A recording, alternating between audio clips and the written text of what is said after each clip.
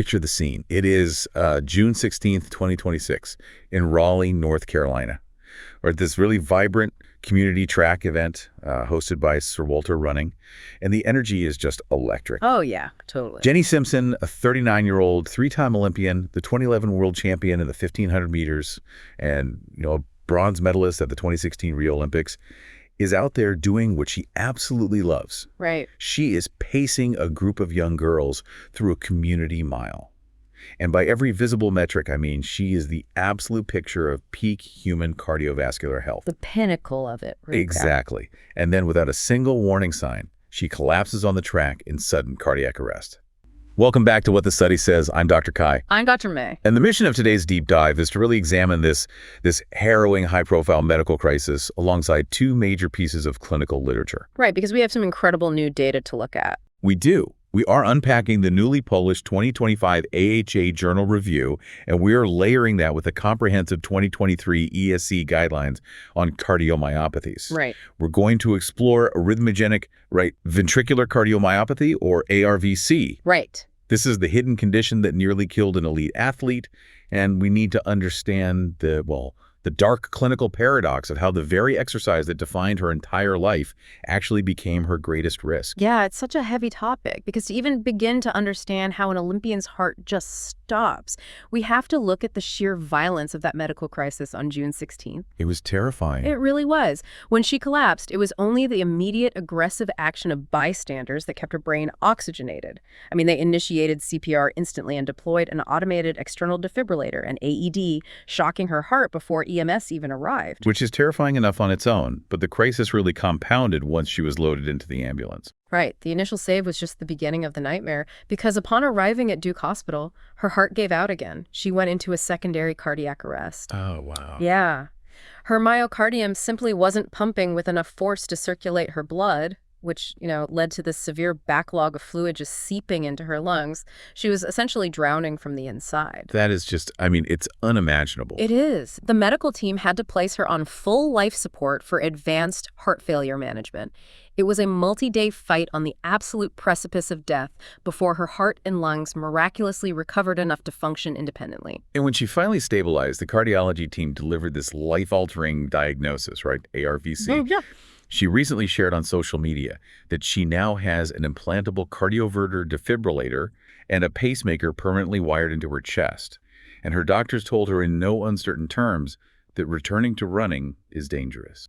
Which is just a devastating sentence for a woman whose entire identity, her career, her daily routine have all been built around the physiological act of running. It really is. Yeah. But hold on, this is where I have to challenge the premise of this entire timeline. Okay, go for it. We are talking about an elite Olympic-level athlete, someone who has been, poked, prodded, and subjected to the most rigorous sports medicine screenings on the planet for 2 decades. Oh, absolutely. The testing is nonstop. Right. She has her VO2 max tested. She had routine ECGs, echocardiograms, massive blood panels. So how is it biologically possible for a fatal structural heart flaw to hide from world-class medical teams only to reveal itself on a random Tuesday in North Carolina? Wouldn't a basic physical have caught an enlarged heart years ago? You would think an Olympic medical screening would catch everything, but ARVC doesn't work like a congenital hole in the heart that you can just see on an ultrasound from birth. Okay. It is a progressive disease. It's one of cellular wear and tear built on a faulty genetic foundation. So her heart probably looked perfectly healthy during the 2016 Rio Olympics because the microscopic damage just hadn't hit that critical threshold yet. Okay, so if I'm understanding this progression, is it similar to driving a high-performance sports car with a microscopic fracture hidden deep inside the chassis? Oh, that's an interesting way to look at it. Like if you just drive that car to the grocery store on Sundays, the chassis might hold up for 80 years, right? You'd never even know the fracture was there. Right. But if you put that car on a racetrack and run it at 200 miles an hour day after day, the extreme speed and vibration will eventually tear the metal apart. The driving didn't put the fracture there, but the driving is what snapped the car in half. That analogy perfectly captures the pathogenesis of ARVC. It really does. In fact, her own cardiologist framed it almost exactly that way during her recovery. Wait, really? Yeah, he told her, quote, "You thought you trained your whole life for the Olympics, but you were really training your whole life for June 16th. Wow. That's just a chilling thing to hear from your doctor. I know. It forces a massive paradigm shift. Elite running didn't spontaneously create her heart condition out of nowhere. ARVC is, at its core, a genetic destiny. But the lifelong, immense physiological strain of pushing blood through her body at Olympic speeds for decades is what actively accelerated that microfracture until her biological chassis finally gave out. Well, let's dig into that biological chassis then, because the 2023 ESC guidelines break down the pathology of ARVC, and it all starts at a microscopic level with something called desmosomal proteins. Yes. We need to zoom way into the cellular architecture of the myocardium, the heart muscle.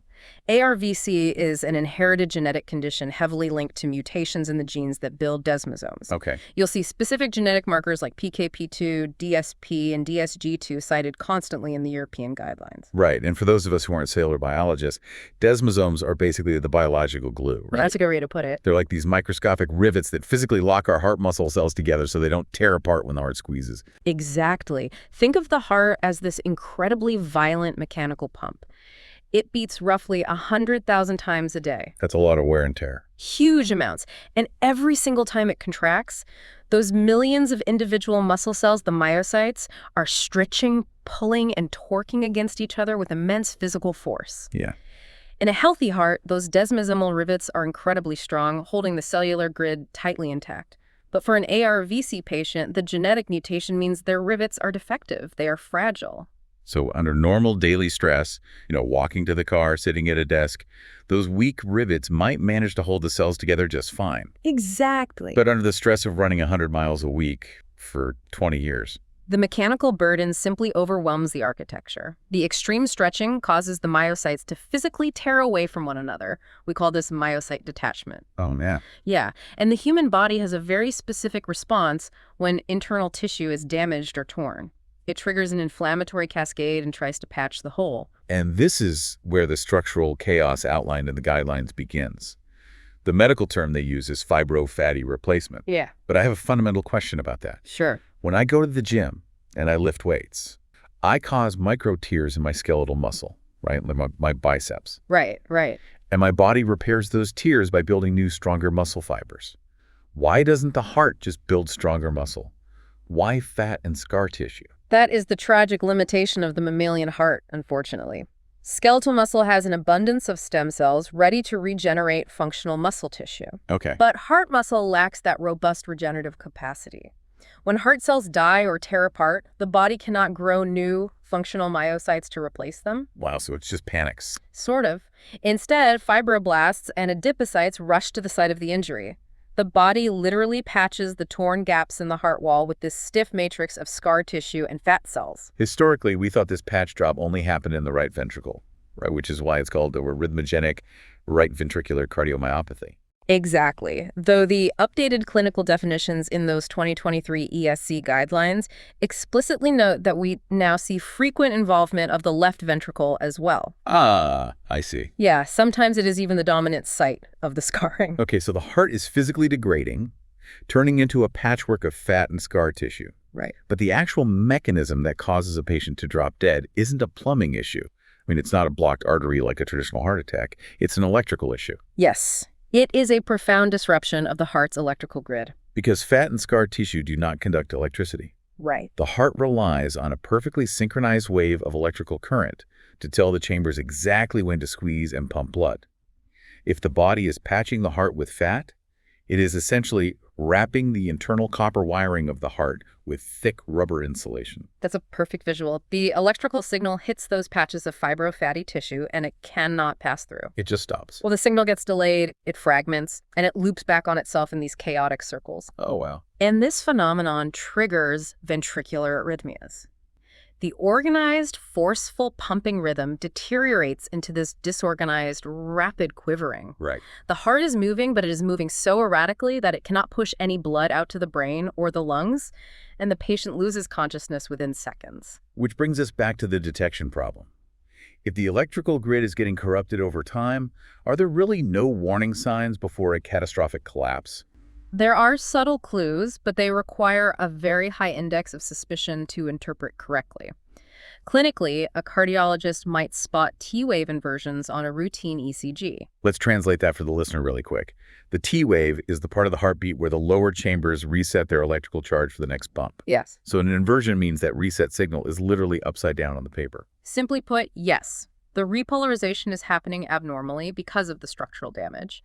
Patients might also complain of palpitations, which we diagnose as frequent ventricular ectopic beats. Which means what exactly? It means the heart is initiating a heartbeat from the wrong location, entirely outside the normal pacemaker cells. Or, the most glaring red flag is syncope, which is unexplained fainting, particularly during physical exertion. But it isn't just a slow, steady accumulation of scar tissue over decades, right? There's a terrifying detail in the Day et al. 2025 paper regarding how this disease behaves. They describe these periods called hot phases. Yes, the hot phases. These are incredibly volatile periods in the disease progression. The paper notes that patients can experience sudden, intense disease flare-ups that perfectly mimic a bout of acute myocarditis, like severe inflammation of the heart muscle. It's almost as if the immune system suddenly notices all this cellular debris and starts actively attacking the heart. And during these hot phases, the patient's risk of a severe arrhythmic event just spikes exponentially. Exactly. The myocardium becomes incredibly irritable. The inflammation acts as an accelerant for the electrical chaos. And, what triggers inflammation in the human body? Extreme physical stress. Which brings us to the most bitter paradox of this entire deep dive.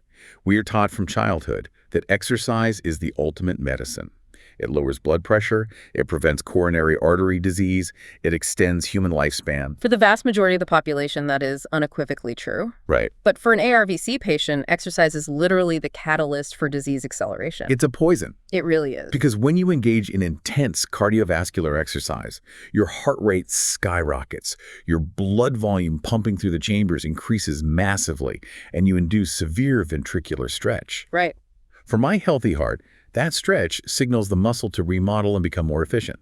But for an ARVC heart, that stretch is the exact physical force tearing the weak desmosomes apart. And the clinical data supporting this is just overwhelming. The AHA review heavily references a retrospective study by Lai et al., looking at 173 consecutive patients with ARVC. Yeah, the findings there are impossible to ignore.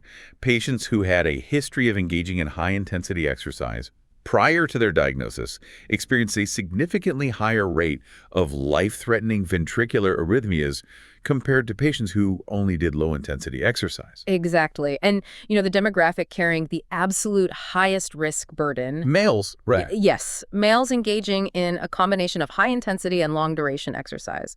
Endurance athletes. The mechanical burden eventually supersedes whatever structural integrity the myocardium has left. Precisely. But, this introduces a massive ethical and psychological dilemma for doctors, especially when dealing with what the literature calls genotype-positive, phenotype-negative patients. Oh, the silent carriers. Yes. These cases require the most delicate clinical touch. Because imagine a scenario where a young woman gets a genetic panel because her father was just diagnosed with ARVC. Okay.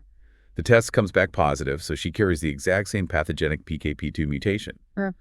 But she is an 18-year-old collegiate track star. Right. When her cardiologist does an echocardiogram and an MRI, her heart is flawless.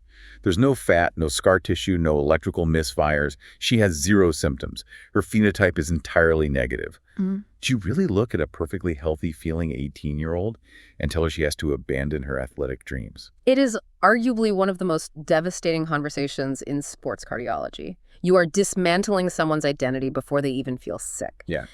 But the 2023 ESC recommendations are uncompromising on this front.